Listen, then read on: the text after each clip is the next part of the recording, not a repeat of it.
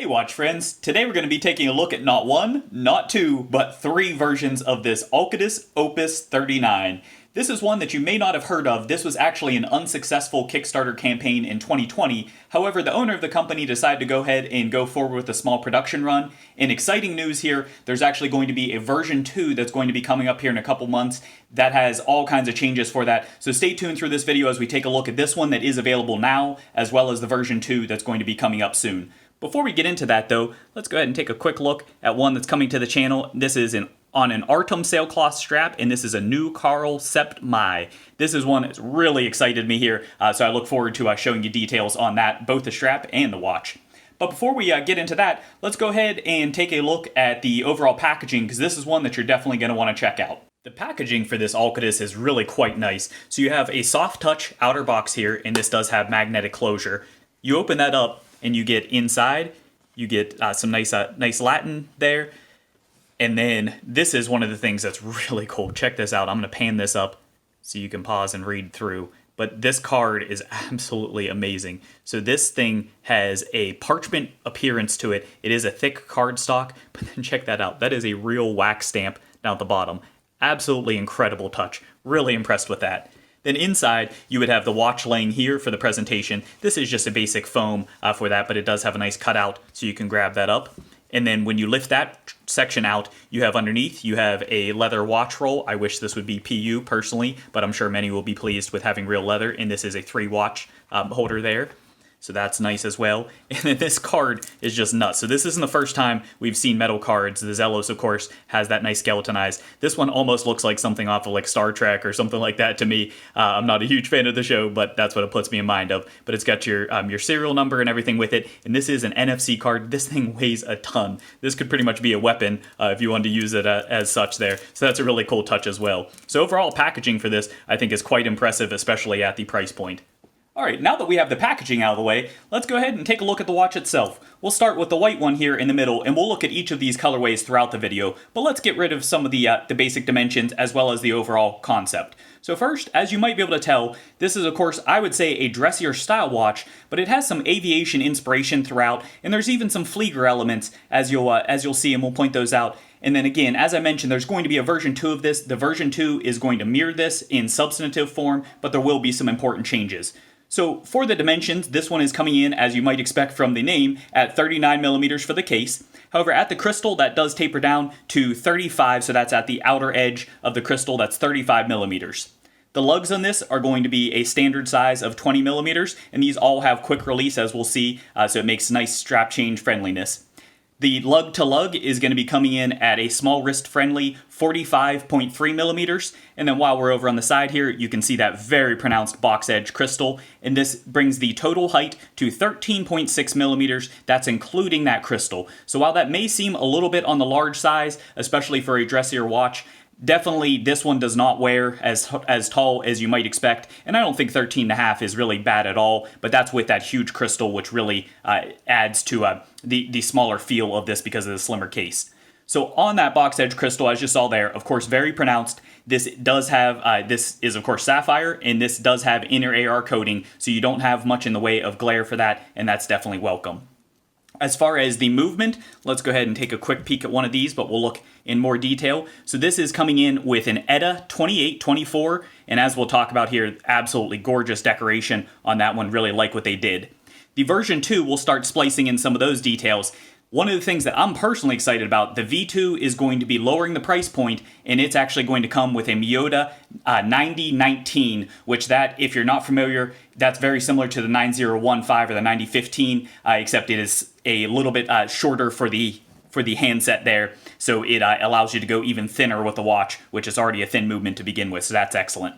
For water resistance, this is coming in with a nice 100 meters or 10 atmospheres, which I think is plenty respectable for a dressier style watch with an aviation flair there.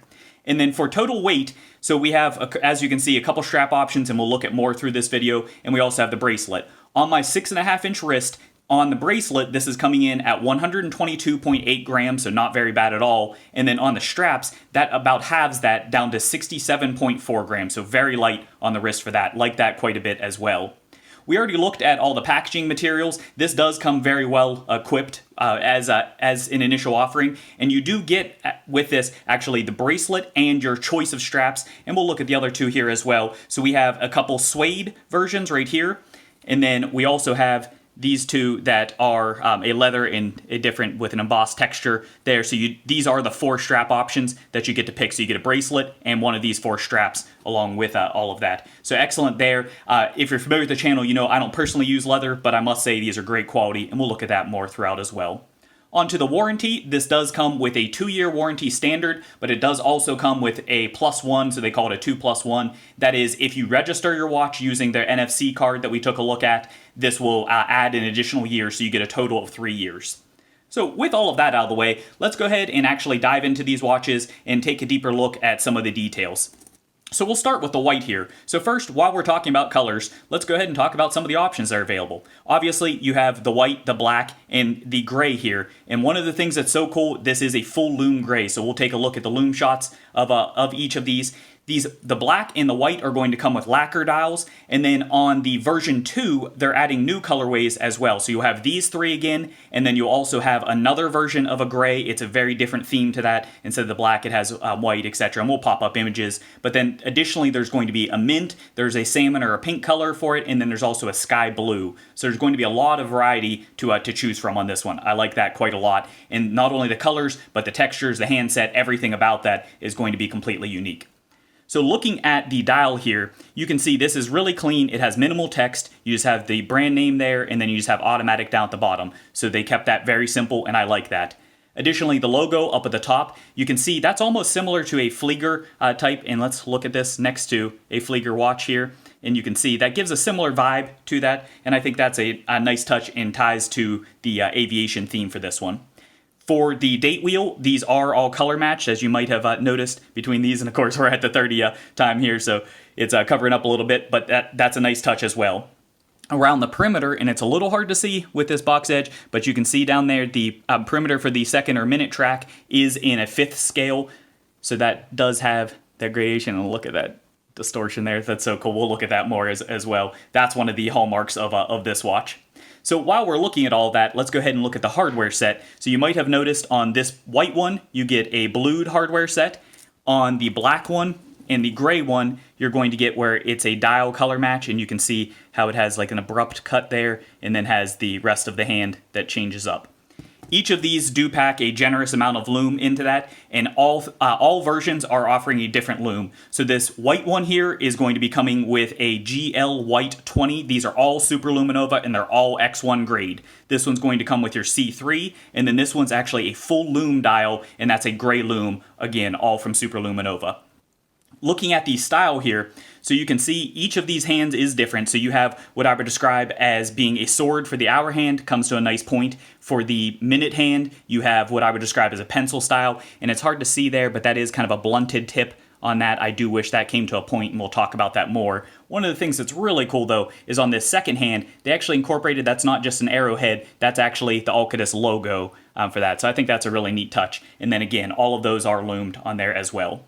As far as the markers and the logo, as well as the dial text, that is all printed, though it is very nicely executed. But taking a look at that from the edge there, really well done. So I like that touch as well.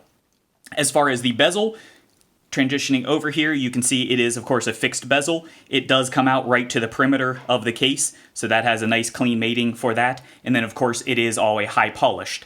So shifting over to the case, you can see the case is going to be predominantly a brushed finish, or I should say all a brushed finish on the case itself. You get the polished accents on the bezel.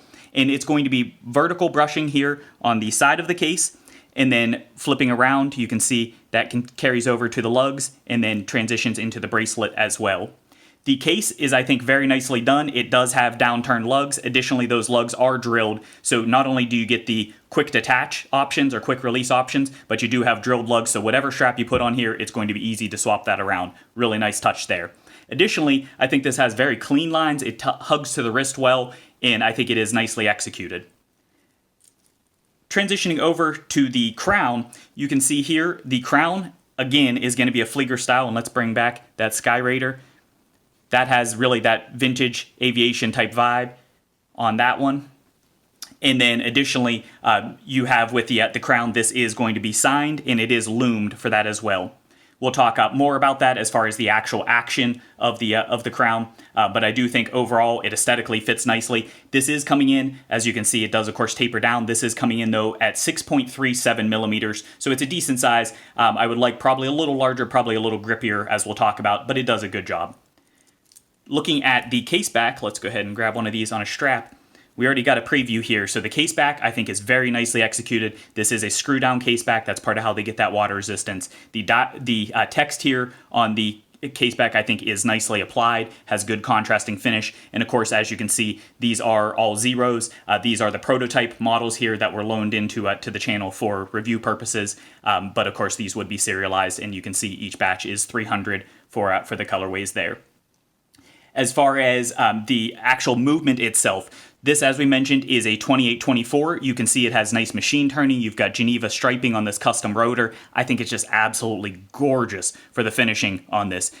It is really, really attractive. I especially like that rotor, though every aspect of this is quite alluring all the way around. So I really like the case back of this. Excellent presentation through this exhibition here.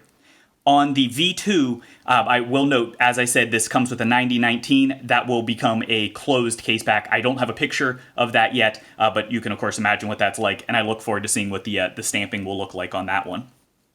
For the straps, as well as the bracelet, both of those are going to be 20 millimeters, of course, at the top, and then they taper down to roughly, we'll call it 16 millimeters. I measured the straps at 15.6 millimeters at the last hole down there, and that is going to be the same throughout each of these lineups. For the bracelet, this is what I would describe as an oyster style. For the overall finish, it is a full brush finish, and that's true all the way around. Doesn't have a chamfered edge, but I didn't find that to impede the comfort. It is still nice and comfortable on the wrist. Does have a nice curvature on the underside of those links. For the clasp, it does have 3 micro adjust holes, and then of course, as you can see, it is a fold over safety with a double pusher.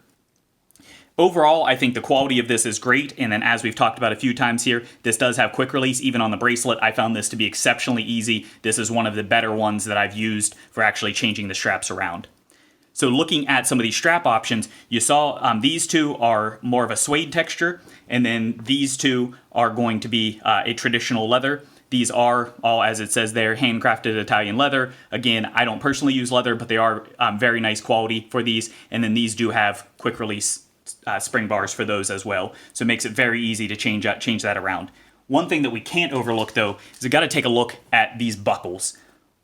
Look at that branding on that. These, I have to say, while it's a relatively simple shape, this is one of the cleanest and I think best looking buckles that I've ever seen for especially a micro brand. So really excellently done. They definitely didn't cheap out on that feature of that at all. So that's really cool. All right, so now let's go ahead and take a look at some of these for comparison. I'm going to pull over that white, and we'll look at that next to some of these other watches that I think compare well with that. So first, I want to pull this next to a Zelos Horizon. This is the GMT version, and as you can see, there's a lot of similarities between them. This one's coming in at 39 millimeters. This is stated at 40, but with having that rotating bezel there, you can see I think this one actually has significantly more presence. And additionally, the box edge, let's take a look at those side by side. This, because it's open there with the fixed bezel, I think has even more of that box edge effect, but without having as much of an impact. So with this, you can see you really have to rotate that around to see the GMT time, whereas this one, if you're looking straight on, I think you can still see the minute and second track pretty well. Of course, getting a little bit of glare there, but I do think it's easy to use for that. It doesn't require as much wrist turn to check that feature out. So I think that compares quite nicely. And we'll look at these, actually this one next to the gray for the lume footage as well, because I think that will really be cool to check out. So now let's set that white aside, and we'll go ahead and check out a darker color. And this is next to the Zelos Nova. Gives you an idea as far as size there. You can see that the Nova, also of course a box edge, certainly not as pronounced of a box edge on that one. But this, for overall, I think this, despite the fact that this one is technically smaller at 38, I think this has even a little more wrist presence for that. So really, really nice to look at some comparisons there. I hope that's helpful for you, because I was surprised to see how these translate a little bit differently compared to some of the other competitors there. So now let's go ahead and take a look at these pieces and some outdoor footage, see what they look like in different lighting conditions, and then we'll come back for some closing thoughts after we look at the lume shots. Getting these here in outdoor light, you really start to get more of the playfulness. You see some of that edge distortion really starting to pop. You see the playfulness of the lacquer dial, how it has the reflectivity as well. And then of course we're getting a better feel for these on the wrist. I think they fit quite nicely on my 6.5-inch wrist. As you can see, going across each of these three colorways, they really do all present quite differently. So despite being the same watch, I think that they have nice variation, and I wouldn't mind owning multiple myself. Transitioning now to the lume. As you can see here, going from left to right, you have the black with its C3 on the left, you have the white with its white lume in the middle, and then on the right here, you have the gray with its full lume dial. I think each of these glows nicely. I will say the white is a little disappointing as far as its overall performance. It is the only one that I find has some legibility difficulty in the middle of the night checking it out. Transitioning now to look at this full lume versus the well-known Zelos Horizon with its full lume dial. You can see the gray, I think, holds its own. It really has a lot of pop as well. Certainly this one doesn't have the lumed handset, but I think that actually adds to legibility. So nicely done. All right, so now that we've taken a look at all of these, what is some overall feedback? What do I like, what do I dislike, and what is my conclusion? So first, I have to say, the overall finish of these, I think, is excellently done. The machining is very nicely done throughout. I think the overall design elements, I think they're well executed. I think additionally, the overall aesthetic of this, I think, is a cohesive design. I think they stuck to the theme well, and I am pleased with that. Additionally, on the wrist, I found these to be rather comfortable, and let me go ahead and pop off the one I'm wearing now, and we can take a look at some more. We saw this, of course, in outdoor footage, but there's just giving you another little snapshot as to what that looks like. I think it fits nicely, it contours to the wrist well, and I think it's just a solid job done there. Additionally, surprisingly, these do have a good amount of presence, despite the fact that they are on the small side. So I think even if you have larger wrist, I think you can still get away with these, so don't be scared off by the 39mm dimension. These still do have good presence. And then, of course, the movements, we took a look at that. Absolutely gorgeous. Really don't need to say any more about that. Just extremely well done. Like that a lot. But the real claim to fame for this is going to be that crystal. That box edge distortion, love it or hate it, I personally think it is fantastic. I love the way that plays with the light. Adds to some really cool effects. That's something that I'm very glad to have, and I'm glad to see that that's going to carry over to the V2 as well. But while we're on the topic of the crystal, we can't deny that, especially on this gray, I don't know what it is about the colorway, you do definitely lose that minute track. I think it's because it's darker there. It is very hard to make out on this one, so that is definitely a legibility issue, so I'd put that into the negative category. Not as bad on the black, not as bad on the white, but it is something that definitely is there and is worth noting. Additionally, the minute hand. I would have liked to have seen, as I mentioned, a pronounced tip to this, and I'd additionally like to see that kicked out towards the edge, so that is something that I wish that they would change there as well. And then additionally, on the white, as we saw in the lume footage, this one is definitely the weakest of the bunch for overall lume output. I would like to see a heavier application. I think that could be amped up, and that would be a welcome change there. And then finally, the crown. The crown on this I do find to be a little bit hard to manipulate, particularly when you're going to actually lock it down. A little bit slick with that design. It doesn't provide enough grip. It's still easy enough to manipulate, not a huge deal, but it is something that's worth noting. So overall, what is my feedback on this piece? I would have to say, overall, I think that this one is absolutely a winner. I think despite the fact that this wasn't successfully funded on Kickstarter, this one is one that's going to appeal to a lot of people. I do encourage you to take a look at this one if you are in the market for one, and especially when this comes out for launch pricing. So we didn't talk about the pricing. This one is coming in at $627 on the website for any of these three. The launch of the V2, that's going to take it down to $400, which I think you get a heck of a value for that. It's anticipated to kick off in May or June of 2021, so that's coming up very soon. Compared to when this review is being published. I really think that one's going to be an absolute winner for many different people. And of the two, I would say the V2 is personally my pick. So if you're a Swiss movement person, I think these have you well covered. If not, I do think that most people are going to like the price point as well as the overall finishing of the Miota version, and that is probably the one to go with. So I hope this review has been helpful for you. If you did enjoy this, please consider hitting that like button, as well as if you'd like to see more content, please do hit that subscribe button. And additionally, if you would like to help out the channel further, there are affiliate links in the description. Encourage you to check those out and use those for your Amazon purchases. Those do help me out. And then if you want to find me on another medium, you can find me on Instagram. Thanks for watching.